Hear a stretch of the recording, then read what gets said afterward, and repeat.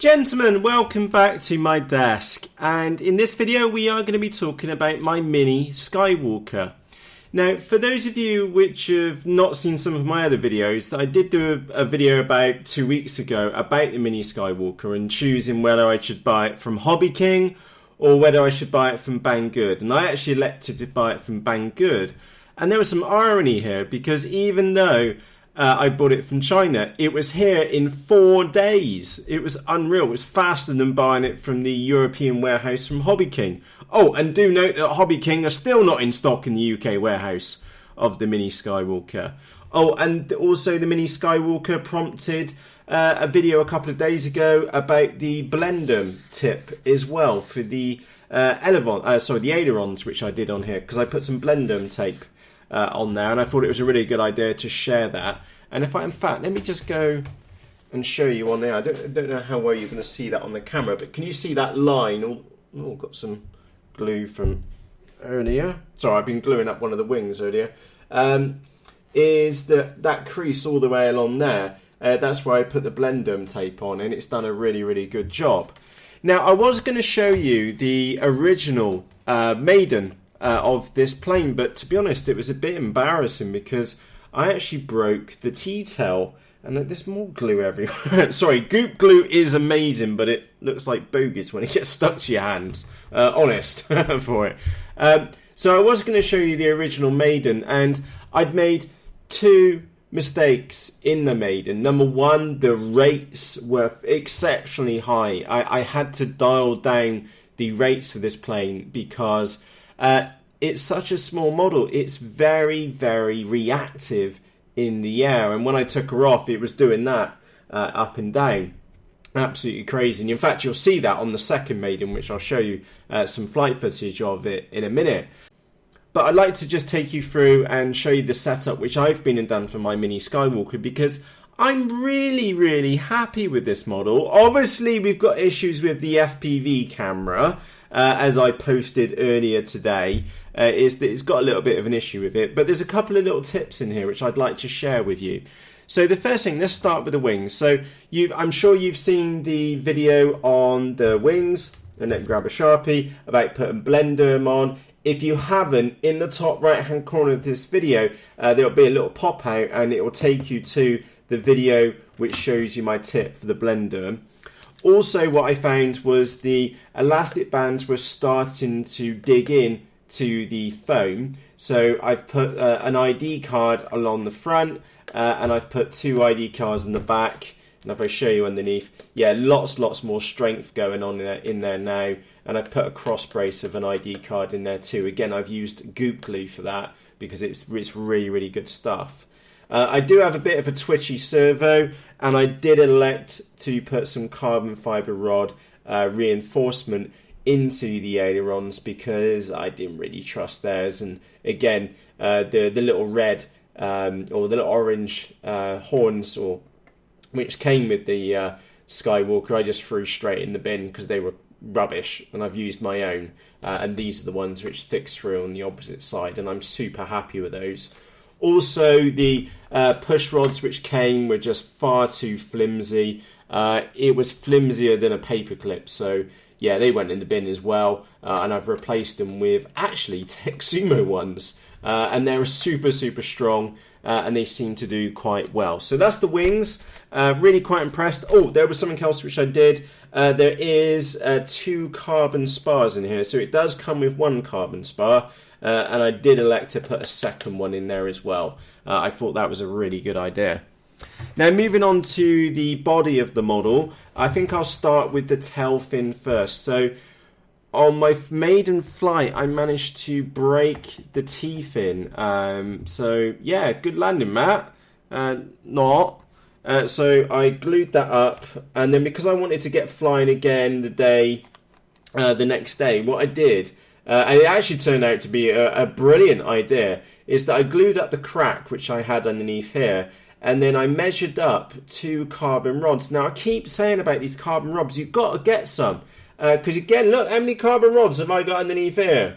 Yeah, they weren't supplied, I added them, and they're super cheap, like £3 for 5, so yeah, peanuts in the scheme of things. And then all I did was take the drill, line up the angle of what I wanted, drill through the tail fin, then I scuffed up either end, a little bit of CA glue, and then went from there, poked that through, and yeah, I've just used a bit of hot glue up there, and it seems to be holding fine. I also used a bit of hot glue underneath there too, and I did the same on the opposite side, and that T-fin is really, really rigid now. In fact, I wish they included those carbon spars in the kit. That would have made it, it would have taken it from a good kit into a brilliant kit. Now moving on into the motor mount, I covered this in the original video, and squeaky shoes, which is that I 3D printed off a new motor mount. It does, if you put this on full throttle, and it really does rip the sky new one. There's loads and loads of thrust in it, like way too much. but that aside, it does bow down in the air, so I obviously got an alignment issue. But that aside, there's plenty of power in this motor. It is a DYS. It's an SE 2205 2300 kV motor. So this will run all the way from 2S to 4S, and I've got a carbon fiber 6x3 prop on there. And the reason I went for the slightly bigger prop than what I was planning with was purely just for efficiency. When this thing is cruising, it pulls, you wait for this, 3 amps, or about 3.1 amps when it's cruising around. And I don't even have the stick up, not even a quarter of throttle. And I've calibrated the ESC, of course. So yeah, loads and loads of power, very, very light usage. I just need to go, if I'm going to go on full throttle, it only needs to be done for a few seconds just to get me out of an awkward patch if I do. So that's the motor which I've gone for. Inside, I have one of the FR Sky the V8R4 2 receivers right now. I may need to change that, and I'll get to the reason why I may need to change that in a few moments. The video transmitter, I've just cut out a little recess in the side, and I've put cable ties over the side as well, just to hold that in place, so it's not moving anywhere. It's not glued in, it's velcroed in, if that makes sense. And then with these cable ties going around it, and just in front of each cable tie, I gave it a little spot of hot glue just for extra reinforcement, and that's really, really strong in there now. Now, moving on to the camera, is that we did have a bit of a slight issue with it, is that when we put this camera into bright sunshine, is that we did get this black bar coming down the screen. It was perfectly flyable, and experience now told me not to panic, just fly through it. And I knew that I had a spotter with me, so it wasn't the end of the world.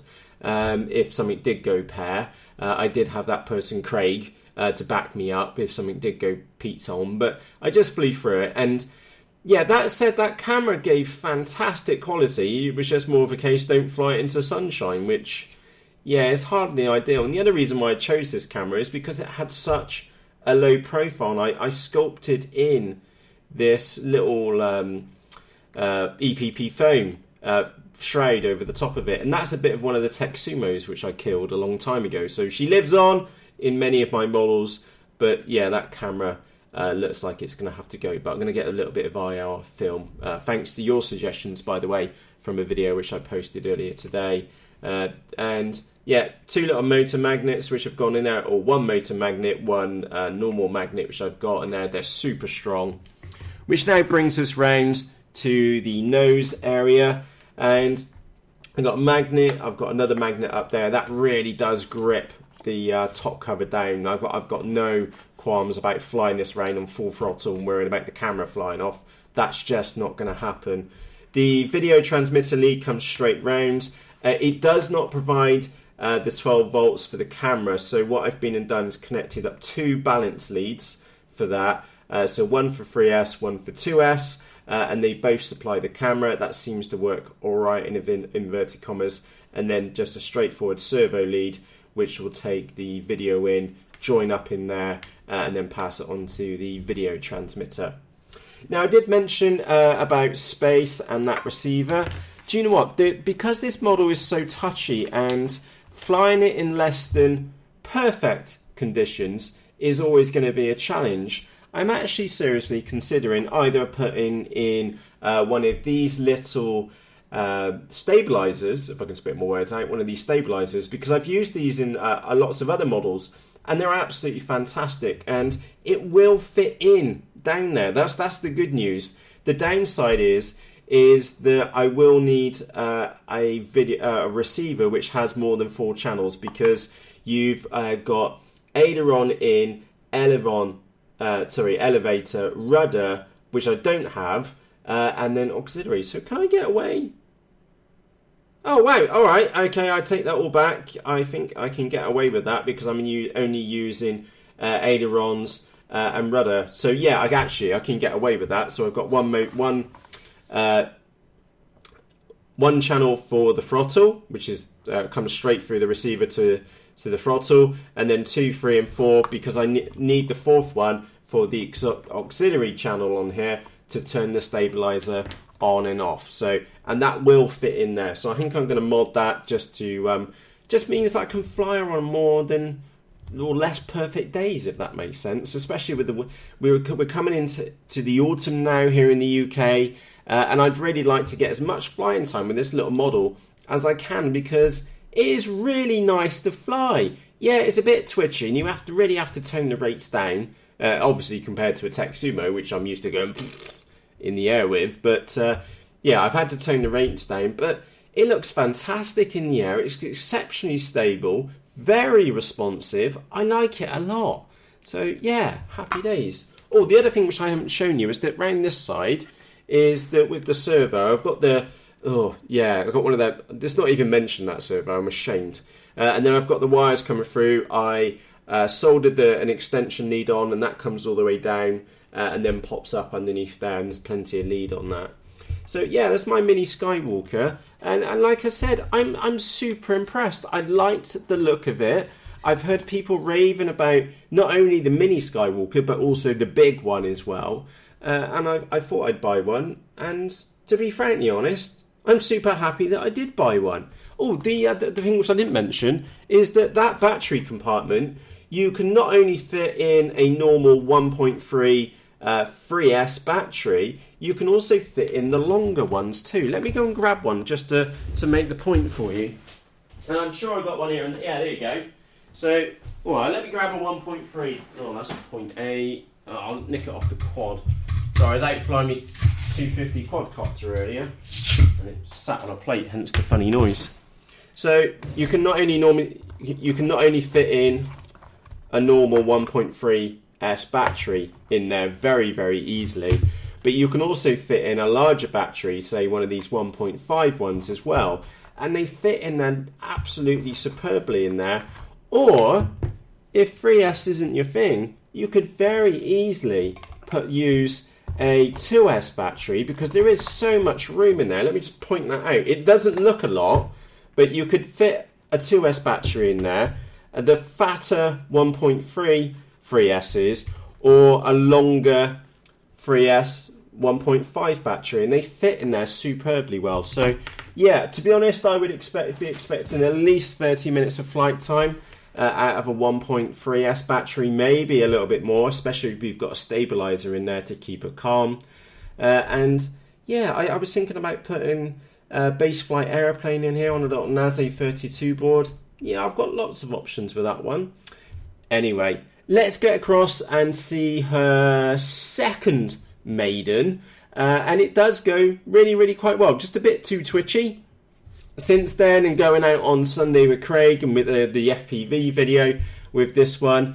Yeah, I've toned the rates right down, and a fantastic model to fly, especially FPV. Even the issues with the camera which I had, and by the way, if you haven't seen the video with the FPV on it, it's called WTF Any Ideas, it's got a little bit of FPV footage of this model flying around, and yeah, it was lovely to fly. I am super impressed, and one of my markers is that if I smash this model in the ground tomorrow, would I be upset? And the answer is yeah, I would be upset.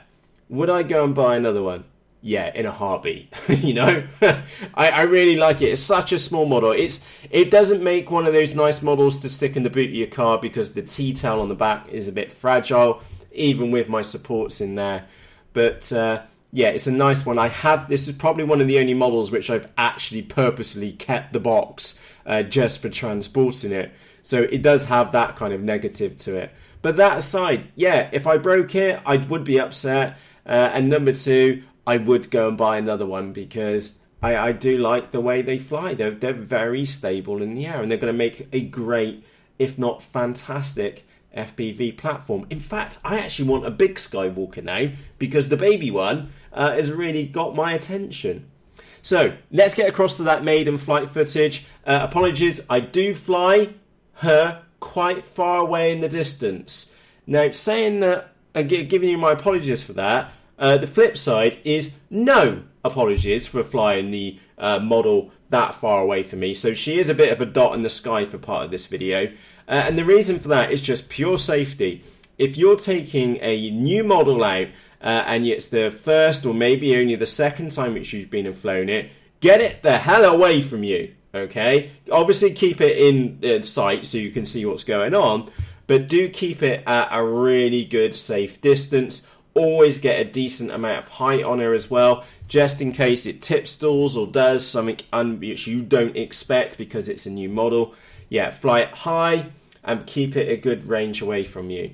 So with that said, let's get across to a maiden. I'll pop a little bit of music on for you to enjoy. And as always, from myself, Matt, and the Mini Skywalker, cheerios!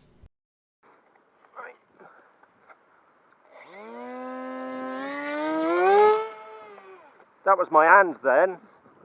I could feel it nipping my finger. Yeah.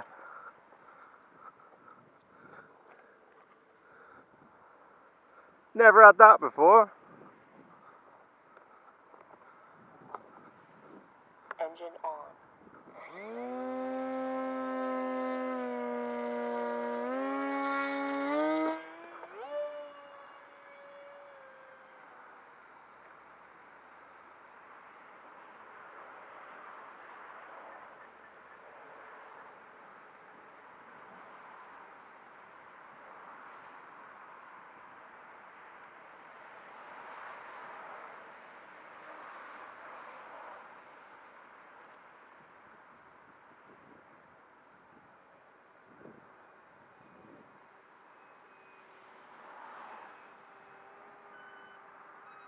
It's a speedy little thing, isn't it?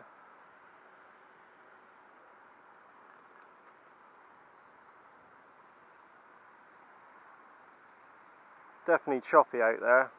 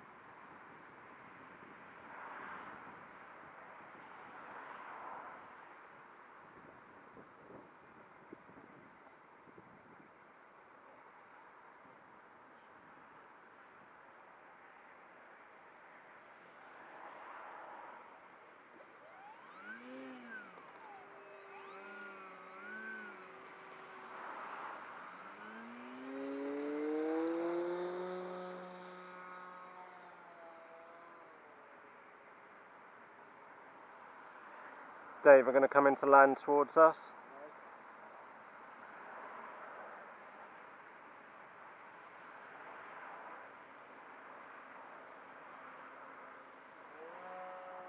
I'll take that.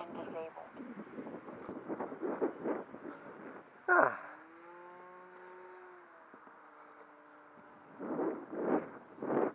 That's way better now.